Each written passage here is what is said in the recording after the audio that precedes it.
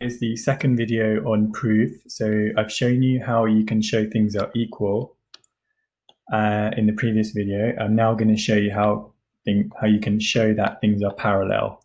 So looking back at these examples here, what do you notice other than the fact that these vectors are parallel to each other? You may have picked up the fact that they are scale factors or they are multiples. So that's times 2. You can see A and B have also been multiplied by 2. In this case, it's been multiplied by negative 3/2. So because they are scale factors of each other, they are parallel, but they're just a different size. This is the key point, which I've mentioned in one of the first videos that we did. So when vectors are parallel, one is a multiple of the other. The questions that we're going to look at are kind of in reverse. So you're going to be given two vectors and you're going to have to prove that they are parallel by showing that they are multiples of each other. So here's an example of 4 different vectors. Are they parallel or not? I am going to do question 2, and then you're going to do question 1, 3, and 4. So question 2, I can see that A has been multiplied by 3 and B has been multiplied by 3. So because they've been multiplied by 3 both, the scale factor is 3, therefore they are parallel. So can you now pause the video and have a go with question 1, 3, and 4? Okay, I'm going to go through it now. So you can see that A is being multiplied by 1, B is being multiplied by 2, so that doesn't work. They're not parallel. For question 3, they've both been multiplied by negative 3, so yes, they are.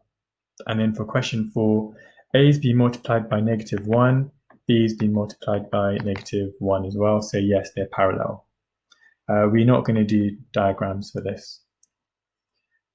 Now we're going to combine those skills that we know to work out whether two things are parallel. So in this case, the question tells you it's a parallelogram. I know this is not written on the screen, but I'm telling you it is, and the exam question would tell you. So that means that we can say this is going to be B and this has to be A, because you're already given A and B from there. So if X is a point on AB such that AX XB is 3 to 1, that means that this is 3/4 and this is 1/4. And M is the midpoint, so M is going to be half and half of BC. Show that XM is parallel to OC. So the first thing we want to do is work out XM. How do we go from X to M?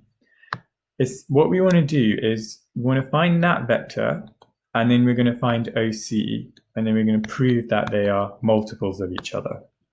So XM, the route I'm going to take is X to B first, and then I'm going to go from B to M. It's very important that you write this out for the examiner so he knows the route that you're taking. In theory, in some questions, there's more than one route to get somewhere. So you don't want the examiner to struggle in figuring out what you're saying. Then you know that XB, well, XB is the same as 1/4 of AB. And we can also say for BM, that's the same as half of BC. Now we simplify further by using the lowercase bold notation. So that's going to be 1/4 of, well, what is AB? We can't go directly down there.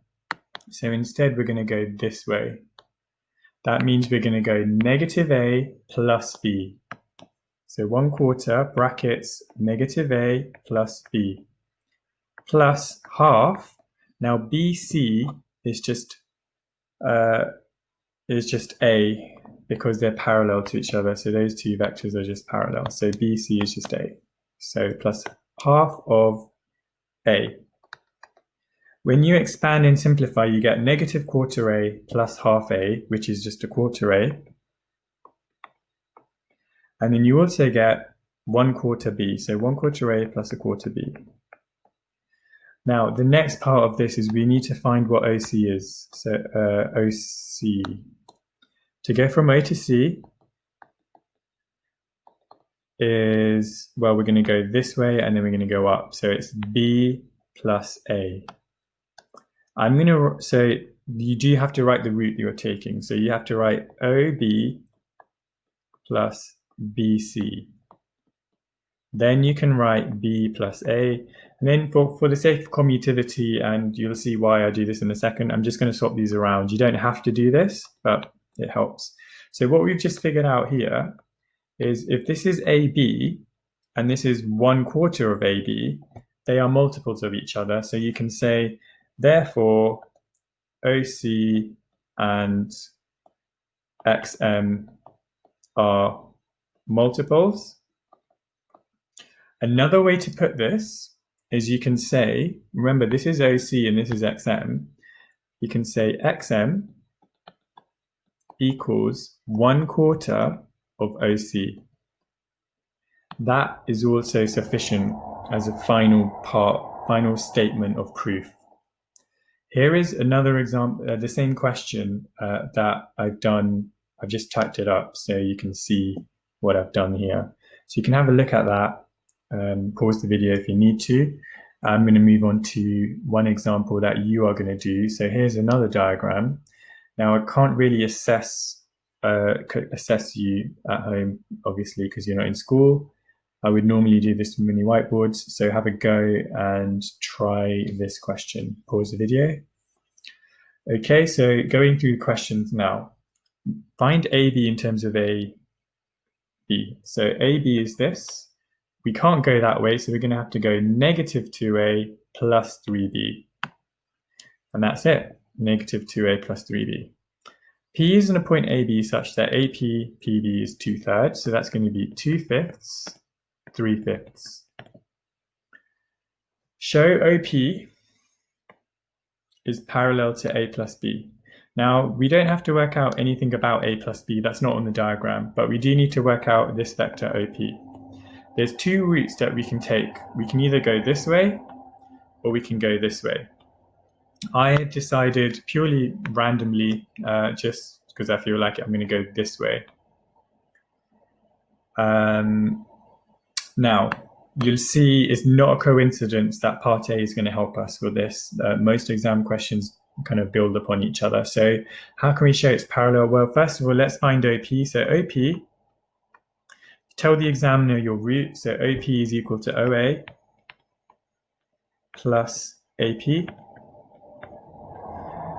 OP is equal to, so this is what I hope you've done.